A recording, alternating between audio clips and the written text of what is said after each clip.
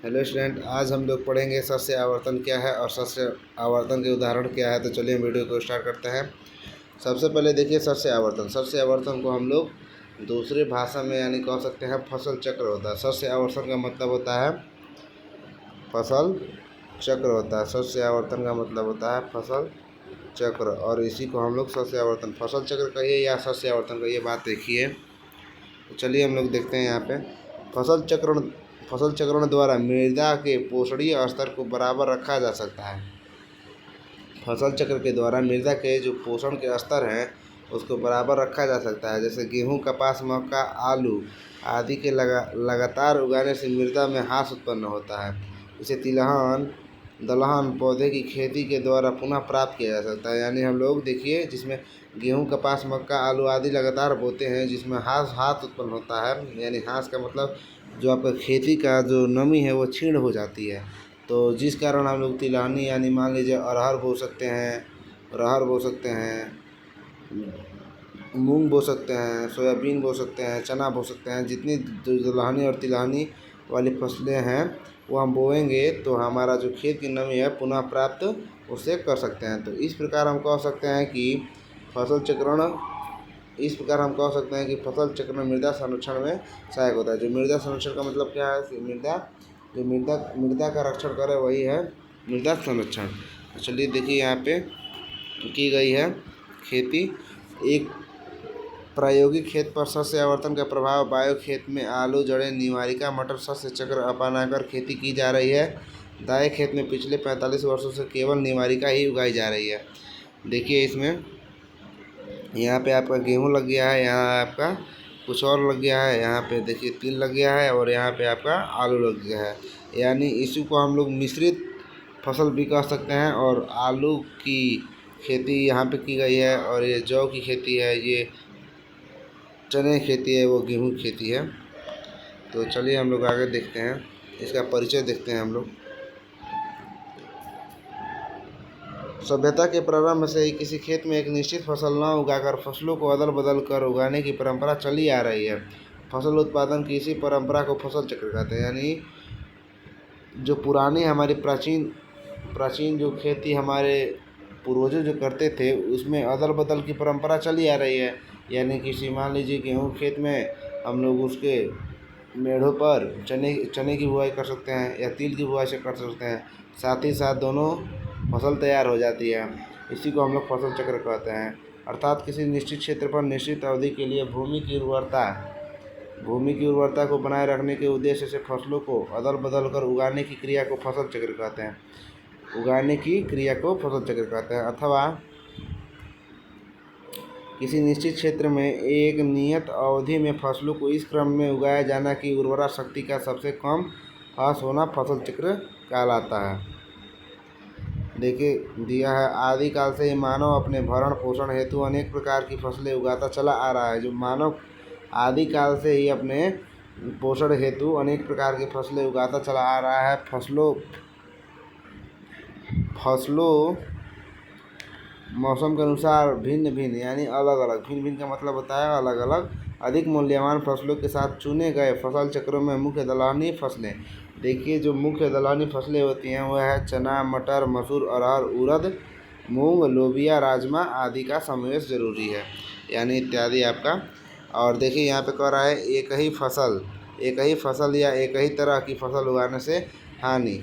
किसी खेत में लगातार एक ही फसल उगाने के कारण कम उपज प्राप्त होती है। मान लीजिए गेहूँ आपका खेत है, उसमें आप गेहूँ हर वर्ष बो रहे हैं तो आपका जो गेहूँ का उपज होगा वो बहुत कम मात्रा में होगा। और तथा भूमि की उर्वरता खराब होती है। जो भूमि की जब मान लीजिए अंकुरित होने की, मान लीजिए कुछ बीज को डालते हैं तो अंकुरित अपने निर्धारित समय से न होकर कुछ दिन पश्चात अंकुरित होता है, इसलिए हम लोग को भूमि की उर्वरता खराब होती है। भारत के अनेक भागों में प्रचलित सबसे लोकप्रिय फसल उत्पादक प्रणाली धान गेहूँ। देखिए हम लोग सबसे अधिकतर किसी भी प्रदेश में या हम लोग के उत्तर प्रदेश में धान गेहूँ की सबसे अधिक बुआई होती है।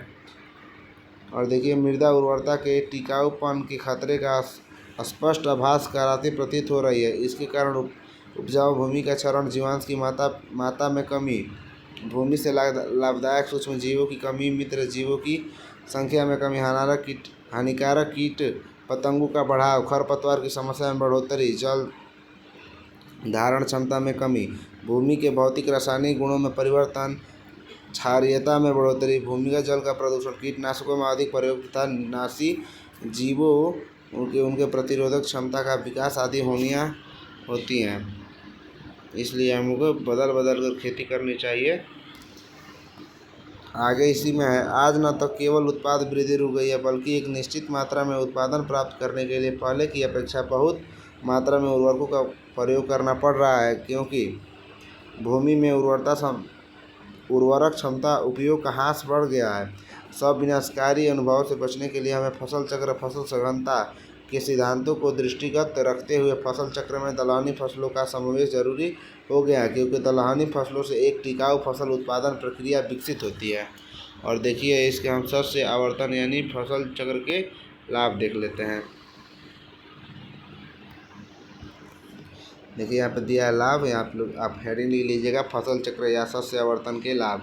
फसल चक्र से मृदा उर्वरता बढ़ती है, भूमि में कार्बन नाइट्रोजन के अनुपात में वृद्धि होती है, भूमि के पीएच तथा क्षारीयता में सुधार होता है, भूमि की संरचना में सुधार होता है, मृदा संरक्षण की रोकथाम होती है, फसलों का बीमारी से बचाव होता है, कीटों का नियंत्रण होता है, खरपतवारों की रोकथाम होती है, वर्ष भर आय प्राप्त होती रहती है, भूमि में विषाक्त पदार्थ एकत्र नहीं हो पाते हैं, उर्वरक अवशेषों का पूर्ण प्रयोग जो होता है उपयोग होता है, सीमित सिंचाई सुविधा का समुचित उपयोग हो जाता है।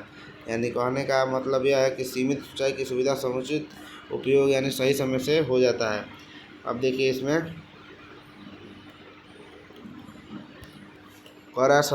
शस्य चक्र के निम्नलिखित लाभ होते हैं। पोषक तत्वों का समान व्यय आपका पहला हेडिंग है। इसमें देखिए फसल की जड़ें गहराई तथा फैलाव में विभिन्न प्रकार की होती हैं, अतः गहरी तथा उथली वाली फसलों के क्रमशः बोने के पोषक तत्वों का व्यय विभिन्न गहराइयों पर समान होता है, जैसे गेहूँ और कपास।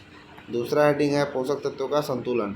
विभिन्न पौधे नाइट्रोजन, फास्फोरस, पोटास तथा अन्य पोषक तत्व भिन्न भिन्न मात्राओं में लेते हैं। शस्य चक्र द्वारा इनका पारस्परिक संतुलन बना रहता है। एक ही फसल निरंतर बोने से अधिक प्रयुक्त होने वाले पोषक तत्वों की भूमि में शून्यता हो जाती है। तीसरा है हानिकारक कीटाणु रोग तथा घास पात की रोकथाम। एक फसल अथवा उसी जाति की अन्य फसलें लगातार बोने से उनके हानिकारक कीड़े रोग तथा साथ उगने वाली घास पात उसे खेत में बनी रहती है।